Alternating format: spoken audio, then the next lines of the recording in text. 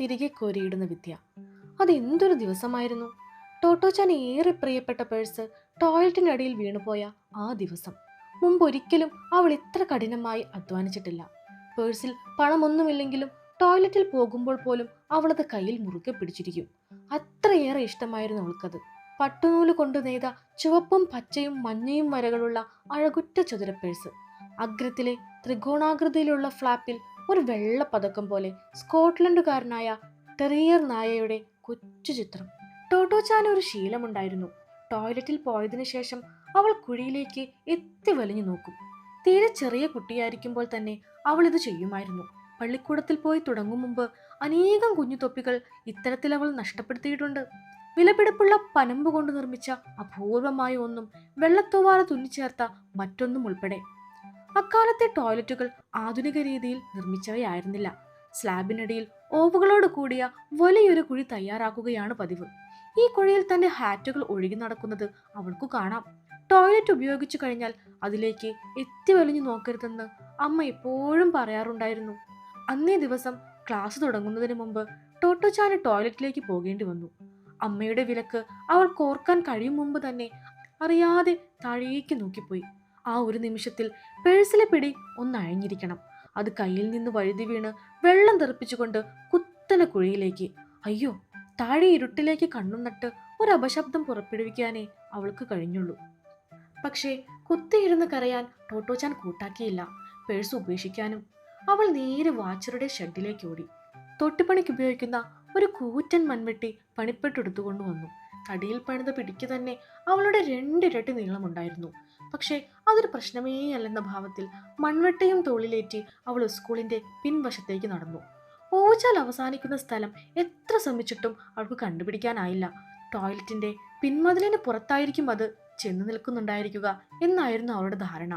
കുറെ നേരത്തെ പരിശ്രമത്തിനു ശേഷം അവൾ അത് കണ്ടെത്തി. അല്പം അകലെയായി കോൺക്രീറ്റിലുള്ള ഒരു ചെറിയ സ്ലാബ്. വളരെ കഷ്ടപ്പെട്ട് അവൾ സ്ലാബ് ഉയർത്തി. താൻ തിരഞ്ഞ സംഭവം തന്നെയാണിതെന്ന് അവൾക്ക് ബോധ്യമായി. പതുക്കെ തല ഉള്ളിലേക്ക് കടത്തി.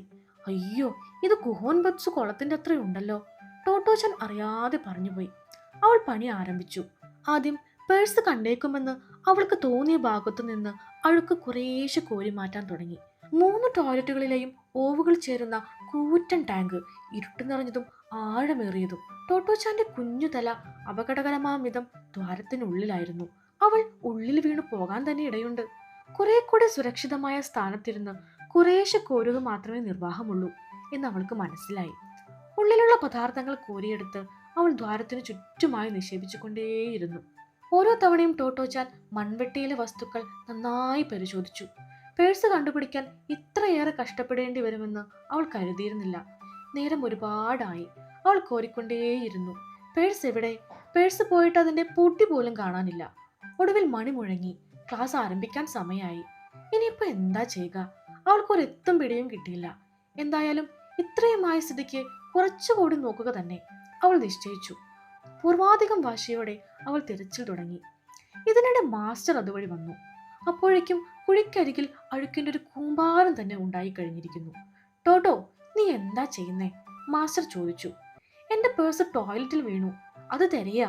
കോരുന്നതിനിടയിൽ ഒരു നിമിഷം പോലും പാഴാക്കാതെ അവൾ പറഞ്ഞു. ഓ, നടക്കട്ടെ. തന്റെ പതിവ് ശൈലിയിൽ കൈകൾ പിന്നിൽ കെട്ടി അദ്ദേഹം നടന്നകന്നു.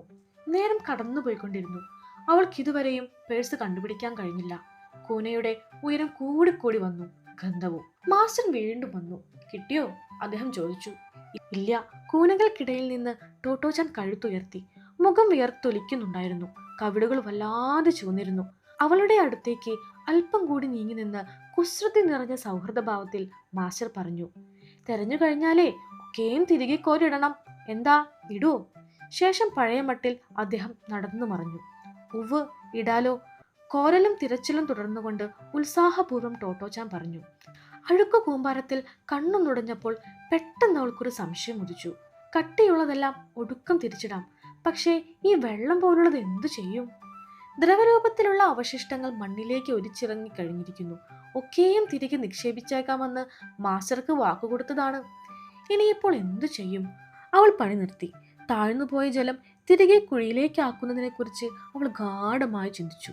വെള്ളം ഒലിച്ചിറങ്ങിയ ഭാഗത്തെ നനഞ്ഞ മണ്ണ് പകരമിടാം അവൾ ഒടുവിൽ നിശ്ചയിച്ചു. ടാങ്ക് മിക്കവാറും ശൂന്യമായി കഴിഞ്ഞു. കൂനയാകട്ടെ ഇപ്പോൾ ശരിക്കും ഒരു പർവ്വതം. അവശിഷ്ടങ്ങൾക്കിടയിലോ ടാങ്കിനുള്ളിലോ പേഴ്സിന്റെ നേരിയ സൂചന പോലുമില്ല. അത് വീണ്ടെടുക്കാനാവാത്ത വിധം എവിടെയോ കുരുങ്ങിക്കിടക്കുകയാവാം. പക്ഷേ ടോട്ടോച്ചാന് കുണ്ഠിതം തോന്നിയില്ല. അവൾ എന്തിനു ദുഃഖിക്കണം? തനിക്കാവുന്നതെല്ലാം അവൾ ചെയ്തു കഴിഞ്ഞു. മാസ്റ്റർ അവളെ ശകാരിക്കുകയോ സഹായിക്കുകയോ ചെയ്യാതിരുന്നതുകൊണ്ട് അവൾക്ക് താൻ ചെയ്തത് ശരിയാണെന്ന് തന്നെ തോന്നി. ആ തോന്നൽ അവളെ സംതൃപ്തയാക്കി. പക്ഷേ ഇതൊക്കെ വസ്തുനിഷ്ഠമായി മനസ്സിലാക്കാൻ തീരെ ചെറിയ കുട്ടിയായ ടോട്ടോച്ചാൻ അന്ന് കഴിയുമായിരുന്നില്ല. സാധാരണഗതിയിൽ മുതിർന്നവരാരെങ്കിലും കൊച്ചു ടോട്ടോയെ ഇത്തരമൊരവസ്ഥയിൽ കാണുകയാണെങ്കിൽ എങ്ങനെയായിരിക്കും പ്രതികരിക്കുക? എന്ത് തലതിരിഞ്ഞ പണിയാ നീ കാട്ടണേ എന്നോ, ടോട്ടോ നിർത്ത്, അപകടം പിടിച്ച പണിക്ക് പോണ്ട എന്നോ അവർ പറഞ്ഞേക്കും. ഇനി ചിലപ്പോൾ അവളെ സഹായിക്കാനായി മുന്നോട്ട് വന്നെന്നുമിരിക്കും. സങ്കല്പിച്ചു നോക്കൂ, തെരഞ്ഞു കഴിഞ്ഞാലേ ഒക്കെയും തിരികെ കോരിടണം. എന്താ ഇടൂ എന്ന് മാത്രം പറയുന്ന ഒരു ഹെഡ് മാസ്റ്റർ. എന്തു നല്ല ഹെഡ് മാസ്റ്റർ! കൊബയാഷി മാസ്റ്റർ അതായിരുന്നു. ടോട്ടോച്ചാനിൽ നിന്ന് സംഭവം കേട്ടറിഞ്ഞ അമ്മ അതിശയിച്ചു പോയി. ഇതൊരു വിശേഷപ്പെട്ട മാസ്റ്റർ തന്നെ, അവർക്ക് പറയാതിരിക്കാനായില്ല. ടോയ്ലറ്റിലേക്ക് നോക്കാനുള്ള ടോട്ടോച്ചാന്റെ ജിജ്ഞാസ ഏതായാലും ഇതോടെ അവസാനിച്ചു. തനിക്ക് പൂർണ്ണമായും വിശ്വസിക്കാവുന്ന ഒരാളായി മാസ്റ്ററെ അവൾ കണ്ടു. അദ്ദേഹത്തോട് അവൾക്ക് മുമ്പത്തെക്കാളും ഇഷ്ടം തോന്നി. ടോട്ടോച്ചാൻ വാക്കു പാലിച്ചു. അവൾ എല്ലാം തിരികെ ടാങ്കിനുള്ളിലാക്കി. തിരികെ കോരുന്നത് ഒരു ഭയങ്കര ജോലിയായിരുന്നു. പക്ഷേ വേഗം കഴിഞ്ഞു. ചുറ്റുപാടുമുള്ള അവശിഷ്ടങ്ങൾ മുഴുവനും ടാങ്കിനുള്ളിൽ നിക്ഷേപിച്ചു. വെള്ളം ഊറിയിറങ്ങിയ ഭാഗത്തെ മണ്ണുകൂടി അവൾ ഉള്ളിലാക്കി. സ്ലാബ് യഥാസ്ഥാനത്ത് സ്ഥാപിച്ചു.